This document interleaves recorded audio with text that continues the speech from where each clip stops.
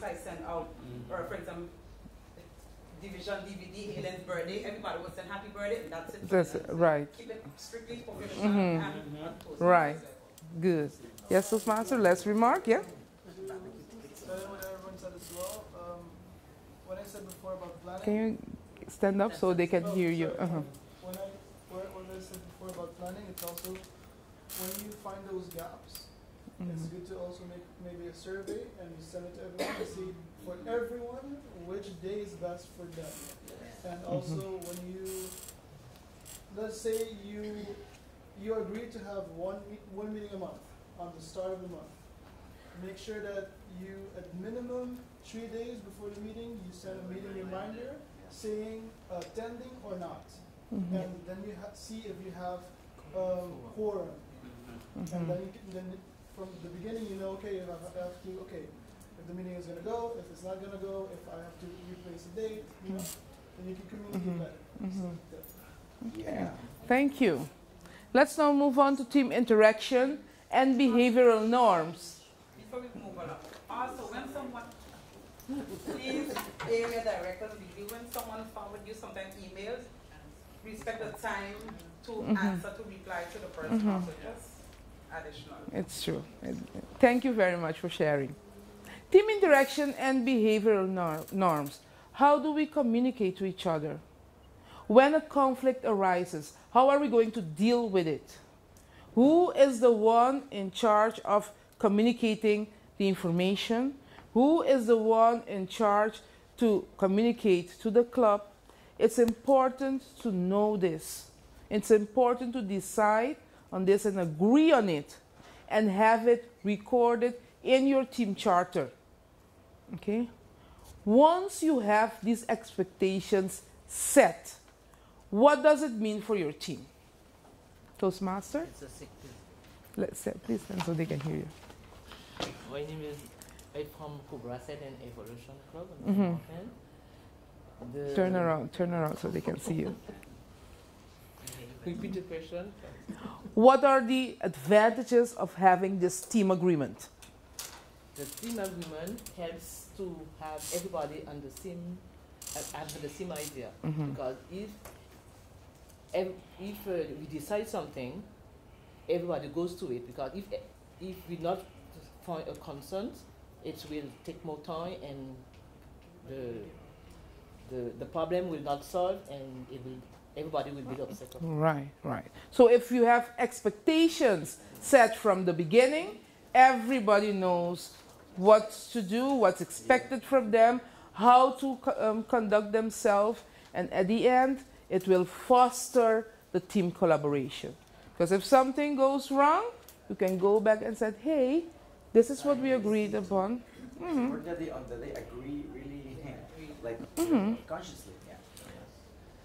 That's why my recommendation is work together on this team agreement. It's a team agreement. It's not a one person to the team agreement. It's not a dictation. Exactly. So you do not get to make the agreement and tell them sign. Sit with your team. Pick a day. Reserve 2 or 3 hours. Sit and discuss. Fill in the form, the agreement form, which is part of your area success plan and your distinguished division success plan. Fill this form together, have everybody sign it, make copies, give each and every person one, so you know this is what we agreed on. Okay? So let's move, yes? To add on what you said, it's important also to, even the little things, you should put it in the agreement, because the simple thing about replying an email, because if you don't have it on the agreement and you make them accountable for it, like, oh, well, that's not the agreement. So it's very important to put everything on it. In the agreement. Yes. Good. Okay. Now, team motivation. Good leaders apply the 5 principles of motivation. What are these? First of all, what is motivation? Understanding motivation. What makes the person tick? Okay. Focusing on value. what's in it for me? Okay? What will you get from serving as an assistant area director, education of our program Quality Better Set? Okay?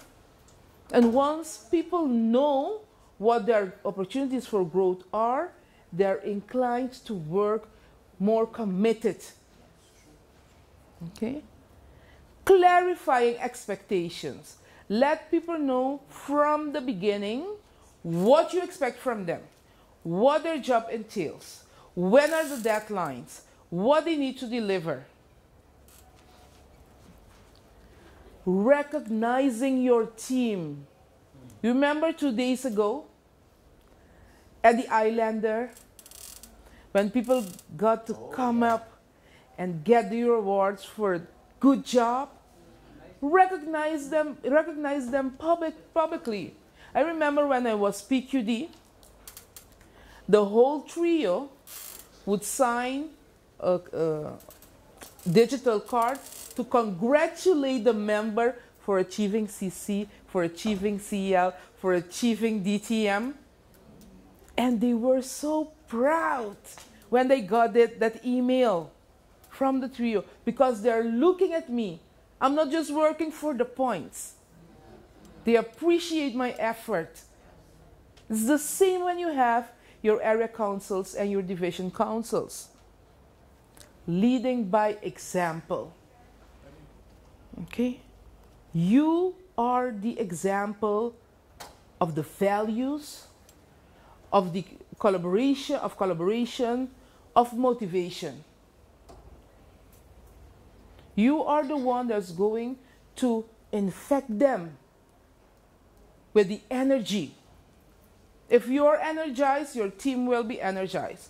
If you're having challenges and you don't answer phones, and you don't attend meetings, and you don't recognize your people, and you don't say anything, what do you think is going to happen? Fall apart. Your team will fall apart. Okay? And as a consequence, it will be difficult to reach your goals. Okay? Yes. On the point of recognizing your team, I realize it also goes back to motivating others. So when you send an email out, you identify each team, whether you're dealing with clubs or areas, you congratulate them on anything, something they're doing, or the tiniest thing. If they went from 19 to 20, say congratulations, you are 20 again.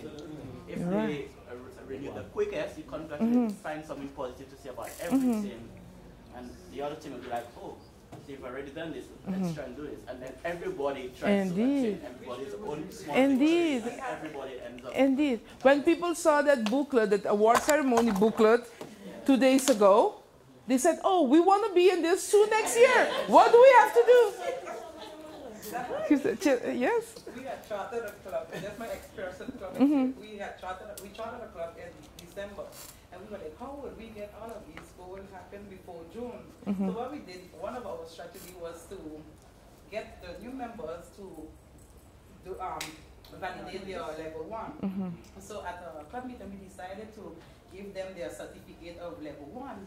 And when everybody in the audience, the newly Toastmasters, they was like, wow, you're getting recognized. So you know what? That one boosted them. So every week they wanted to do that, and then we had. It helped us because of course. 8 or 9 goals. So we reached our goal in less than 6 months. Very good, very good. Okay.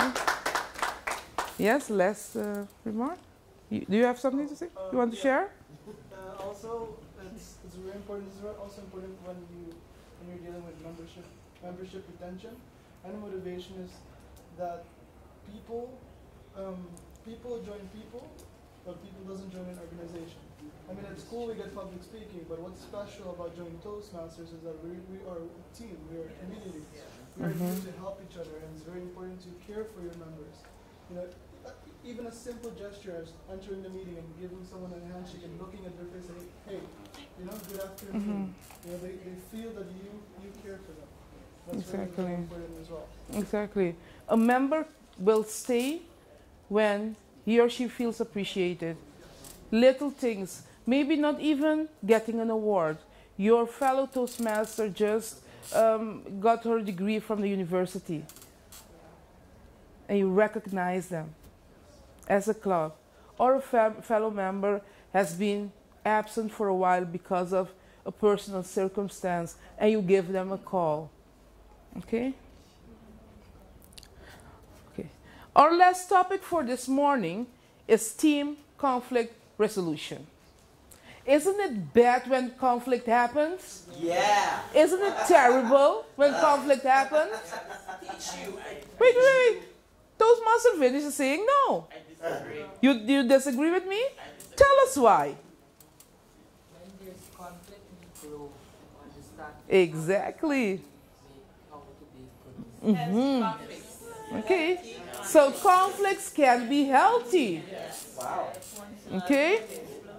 Right. It's part of the team working process. Conflicts will happen, ladies and gentlemen. If it doesn't happen, it's because probably your team is made up of robots or your team is non-existent. Made up only of you. Either one of them. Conflicts will happen. But what determines if it's a healthy conflict or a disastrous conflict is the way you deal with it. Not even not the content, the reason, the way you deal with it.